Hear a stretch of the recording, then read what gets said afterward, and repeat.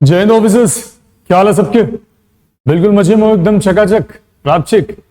देखो यार, बचपन से हमें घर पे क्या सिखाया गया है कि जो महत्वपूर्ण काम हो, जो इंपॉर्टेंट काम हो, उसे सबसे पहले कम किया करो, है ना। तो थोड़े कम इंपॉर्टेंट उसको करो, लेकिन बाद में।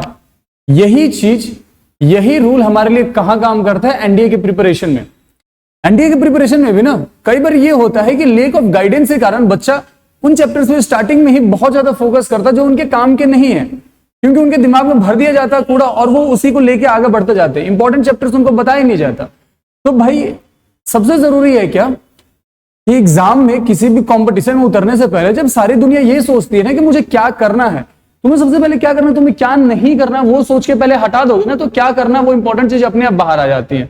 तुम्हारा काम आसान करने के लिए इस वीडियो में मैंने वो सारे इंपॉर्टेंट चैप्टर की लिस्ट बना दी है एज पर देयर वेटेज, जो तुम्हें पहले करने हैं। मैं ये नहीं कर रहा कि केवल यही कर लो, हालांकि तुम ये केवल इतना भी कर लोगे ना तुम्हारा काम हो जाएगा, बट इनको पहले अच्छे से कर लो, एकदम कंठस्थ कर लो, एकदम छप जाने चाहिए दिमाग में, हर कुछ सवाल भर लो, तब थोड़ा जाके बाकी चैप्टर्स पे ध्यान दो, ताकि तुम्हारा अल्टीमेटली मिनिमम एफर्ट में क्या हो, तुम्हारा एनडीए आराम से क्लियर हो। चलो जरा ब्रीफ में बात करते हैं फटाफट से इंपॉर्टेंट चैप्टर पे। देखो यार, ये देख रहे हो, प्रोबेबिलिटी और स्टैटिस्टिक्स। अब कंबाइन करके मैंने क्यों लिखा हुआ भाई, एक चीज मैं क्लियर करना चाहता हूं, बार बार बोलता हूं, आमतौर पे कभी भी ना एनडीए में किसी चैप्टर का फिक्स वेटेज होता ही नहीं है, यूनिट का फिक्स वेटेज होता है। और प्रोबेबिलिटी स्टैटिस्टिक्स एक यूनिट में आते हैं। होता क्या है कि जब प्रोबेबिलिटी का वेटेज बढ़ेगा तो स्टैटिस्टिक्स का थोड़ा सा कम हो जाएगा, जब स्टैटिस्टिक्स का बढ़ेगा तो प्रोबेबिलिटी का थोड़ा सा कम होगा।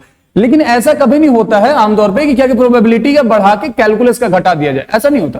प्रोबेबिलिटी बढ़ेगा तो स्टैटिस्टिक्स थोड़ा सा कम होगा, स्टैटिस्टिक्स बढ़ेगा तो थोड़ा सा प्रोबेबिलिटी कम होगा। इसलिए मैंने कंबाइन फॉर्म में लिखा हुआ क्या कि प्रोबेबिलिटी और स्टैटिस्टिक्स, ये दोनों चैप्टर तुम्हारे पॉइंट ऑफ व्यू से बहुत ही ज्यादा इंपॉर्टेंट है। बहुत ज्यादा इंपॉर्टेंट इसलिए मैंने 15 प्लस लिखा हुआ है। 15 प्लस, ये 20 तक भी जा सकते हैं, इस बात का ध्यान रखना प्रोबेबिलिटी और स्टैटिस्टिक्स मिला के। लेकिन 15 प्लस क्वेश्चन तो लेकर के जाते ही जाते हैं। तो प्रोबेबिलिटी और स्टैटिस्टिक्स अगर तुमने अच्छे से कर लिया तो 15 से ज्यादा सवाल तुम्हारे आराम से तैयार होंगे। उसके बाद जरा बात करते हैं मैट्रिसेस और डिटरमिनेंट। ये ऐसे चैप्टर है, इनको कंबाइन ही पढ़ा जाता है। ये जुड़वा भाई, ये समझो, तो अलग अलग हम इनको सेपरेटली नहीं पढ़ते हैं। मैट्रिसेस पढ़ेंगे तो डिटरमिनेंट पढ़ेंगे, डिटरमिनेंट पढ़ेंगे तो मैट्रिसेस पढ़ेंगे, ये दोनों कंबाइन लेके ही चलना पड़ता। इसी हिसाब से कंबाइन वेटेज अगर देखेंगे मेरे भाई, 10 से ज्यादा सवाल ये लेकर के जाते हैं दोनों जुड़वे भाई, मैट्रिसेस और डिटरमिनेंट, 10 से ज्यादा सवाल। और इसके अलावा इनके एप्लीकेशन डिटरमिनेंट का बड़े जगह यूज होता है। डिटरमिनेंट उस पॉइंट ऑफ व्यू से बहुत इंपॉर्टेंट है। मतलब कितना इंपॉर्टेंट है, जब तुम करोगे तुम्हें पता चल जाएगा। इसका यूज तुम्हें ज्योमेट्री में करते हुए दिख जाएगा, इसका यूज तुम्हें फंक्शन से मिला के इसके सवाल आ जाते हैं, समझ रहे हो। इसलिए डिटरमिनेंट और मैट्रिसेस बहुत इंपॉर्टेंट। उसके बाद बात करें वेक्टर और 3D के, पूरे ज्योमेट्री पोर्शन की अगर बात करें ना, पूरे ज्योमेट्री का वेटेज 15 से ज्यादा क्वेश्चन का रहता है, 15 से ज्यादा क्वेश्चन का वेटेज रहेगा। लेकिन उसमें पार्टिकुलरली अगर बात करें तो वेक्टर और 3D का ना कंबाइंड वेटेज 10 प्लस लेकर के जाता है, कम से कम 10 तो आ ही जाते हैं वेक्टर और 3D मिला के। मतलब पूरे ज्योमेट्री में अगर ज्यादा इंपॉर्टेंट की बात करो तो that is vector and 3D। लेकिन अल्टीमेटली क्या होता है कि 3D को आसानी से पढ़ने के लिए हमें 2D पढ़ना ही पड़ता है। 2D के फॉर्मुला से एक बार स्ट्रॉन्ग कर पाते हैं तभी हम जाके वेक्टर और 3D करते हैं। इसलिए क्या होता है कि ना चाहते हुए भी, तुम चाहो या ना चाहो, वेक्टर 3D के साथ तुम्हें 2D को इंक्लूड करना ही पड़ता है, क्योंकि 2D के फॉर्मुला से 3D रिलेटेड है और वेक्टर के फॉर्मुला से भी 3D रिलेटेड है। जब हम 2D और वेक्टर पढ़ लेते हैं तो 3D अपने आप हमारा तैयार हो जाता है। मतलब पार्टिकुलरली अगर बात करें तो पूरी ज्योमेट्री तुम्हारे लिए इंपॉर्टेंट है। कारण यह है कि ज्योमेट्री बेहद आसान है और हर बारी बेहद आसान सवाल ही पूछे जाते हैं, सीधा फॉर्मूला बेस्ड सवाल पूछे जाता है। अगर तुमने केवल ढंग से फॉर्मूला भी पूरे ज्योमेट्री का याद कर लिया ना, तो ये 10 लिखा हुआ मैंने, इसको तुम 12, 13, 14 तक लेकर के जा सकते हो और बहुत आसानी से अपना काम आसान कर सकते हो। आगे जरा बढ़े कुछ और इंपॉर्टेंट चैप्टर्स की ओर मेरे भाई। ट्रिग्नोमेट्री की बात करें, अब ट्रिग्नोमेट्री है वैसे बहुत वास्ट। ट्रिग्नोमेट्री में तुम देखो तो बेसिक आइडेंटिटीज, इक्वेशंस, उसके अलावा तुम्हारा इनवर्स ट्रिग्नोमेट्री, उसके अलावा प्रॉपर्टीज ऑफ ट्रायंगल, उसके अलावा हाइट एंड डिस्टेंस, ऐसे करके सवाल है, ऐसे करके तुम्हारे चैप्टर है। उसमें पार्टिकुलरली अगर बात कर रहे हैं जो आइडेंटिटीज वाला पार्ट है ट्रिग्नोमेट्री का, जो आइडेंटिटीज वाला पार्ट है वो और इनवर्स ट्रिग्नोमेट्री, ये सबसे ज्यादा इंपॉर्टेंट है। हाइट एंड डिस्टेंस के 1 या 2 सवाल आते हैं, प्रॉपर्टीज ऑफ ट्रायंगल के भी 1 या 2 के सवाल आते हैं, लेकिन आइडेंटिटीज वाला पार्ट सबसे ज्यादा इंपॉर्टेंट है। और उसके बाद उससे जो उसके थोड़ा सा कम इंपॉर्टेंट है वो तुम्हारा है इनवर्स वाला पार्ट। तो ये दोनों को भी अगर तुमने अच्छे से कर लिया, और हाइट एंड डिस्टेंस तो बेहद सिंपल चीज है, केवल तुम बेसिक फॉर्मुलास पढ़ के चलोगे और थोड़ा सा कॉन्सेप्ट स्ट्रॉन्ग कर लिया तो वो कर सकते हो। लेकिन पहले बेसिक आइडेंटिटीज एंड तुम्हारा इनवर्स अच्छे से स्ट्रॉन्ग होना चाहिए। अच्छा खासा वेटेज लेकर के बैठा था। अब ये देखो अलजेब्रा मैंने 25 प्लस क्यों लिख रखा है भाई, कारण ये है ना कि अलजेब्रा एक बहुत ही वास्ट टॉपिक है, उसमें बड़े सारे चैप्टर आते हैं। कोई भी ये नहीं बोल सकता ना तुम ये 2 चैप्टर को पढ़ लो तुम्हारा सारा यहीं से आएगा। अगर वो कोई बोल रहा है तुम्हें तो समझ लो कि तुम्हारे साथ धोखा कर रहा है, वो ऐसा नहीं होता। अलजेब्रा में तुम देखोगे तो कई बार क्या होता है कि अचानक से कॉम्प्लेक्स का वेटेज बढ़ता है, किसी पर्टिकुलर चैप्टर का कम हो जाता है, ऐसा होता है आमतौर पे।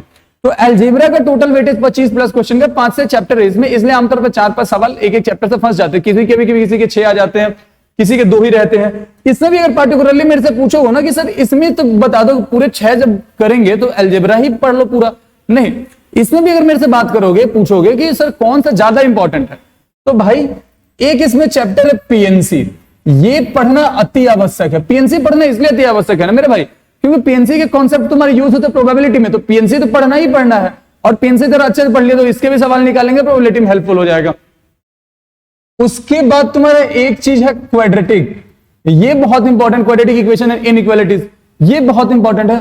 उसके बाद तुम कोई भी एक चैप्टर अपने मन से उठा लेना, अपने मन से मैं बोल रहा हूं कि इन दोनों को करके कोई भी एक चैप्टर अपने मन से उठा लो, चाहे तुम सीक्वेंशियल सीरीज पढ़ना पढ़ लो, चाहे तुम्हें कॉम्प्लेक्स नंबर पढ़ने का मन है पढ़ लो, चाहे तुम्हारा बाइनोमियल थ्योरम पढ़ने का मन है पढ़ लो। कारण यह है कि कभी बाइनोमियल का वेटेज बढ़ जाता है, कभी सीक्वेंस का बढ़ जाता है, कभी कॉम्प्लेक्स का बढ़ जाता है।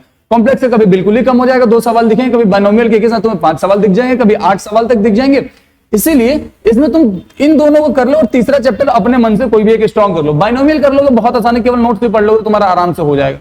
उसके बाद मेरे भाई डिफरेंशियल कैलकुलस, कैलकुलस एक बहुत बड़ा टॉपिक है, 25-30 सवाल लेकर के जा सकता है।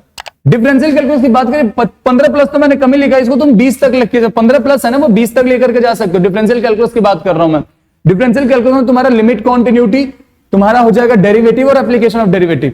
आराम से फॉर्मूला बेस्ड अगर अच्छे से थोड़ा डिफरेंशियल कैलकुलस कर लोगे ना मेरे भाई, तो ये तुम्हें बोनस मार्क्स देकर के जाएगा, ये तुम्हें बोनस मार्क्स देकर के आएगा। और टोटल इनका वेटेज जोड़ोगे अगर, जितना मैंने लिखा है, करीब करीब 90 सवाल हैं, करीब करीब 90 सवाल रेडी हो जाएंगे यहां से।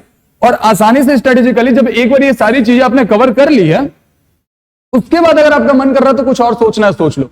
उसके बाद तुम्हारा मन कर रहा है इंटीग्रल कैलकुलस में घुसना, घुस जाओ। उसके बाद तुम्हारा मन कर रहा है कि पूरा ही अलजेब्रा पढ़ना है तो पढ़ लो।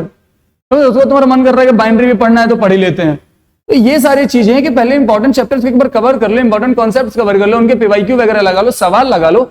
जब उनपे कमांड हो जाएगी तब कुछ सोचो, ठीक है। उसके अलावा मेरे भाई तुम्हारे लिए एक बहुत ही इंपॉर्टेंट चीज ये है कि अगर एलडब्ल्यूएस की टीम के साथ तैयारी करना चाहते हो तो ये गोल्डन अपॉर्चुनिटी है तुम्हारे लिए, क्योंकि एलडब्ल्यूएस का नया बैच आ रहा है कितने से, 18 सितंबर से। 18 सितंबर से रजिस्ट्रेशन ओपन है। learnwithsumit.in वेबसाइट पे जाओगे, वहां से जाकर रजिस्टर कर सकते हो, रजिस्ट्रेशन अमाउंट पे करके, क्योंकि सीट्स भाई हमारे पास लिमिटेड रहती है।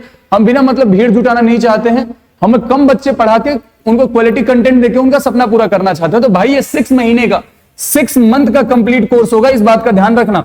6 महीने बहुत होते हैं, बिल्कुल बेसिक से लेके एडवांस लेवल तक की सारी तैयारी करेंगे यहां बैठ के, और तुम्हारा एनडीए का जो सपना है ना उसे जरूर पूरा करेंगे। तब तक के लिए जहां हो हंसते रहो, खेलते रहो, मुस्कुराते रहो, पढ़ाई रेगुलर करते रहो, स्ट्रेस फ्री रहो। एंड जय हिंद।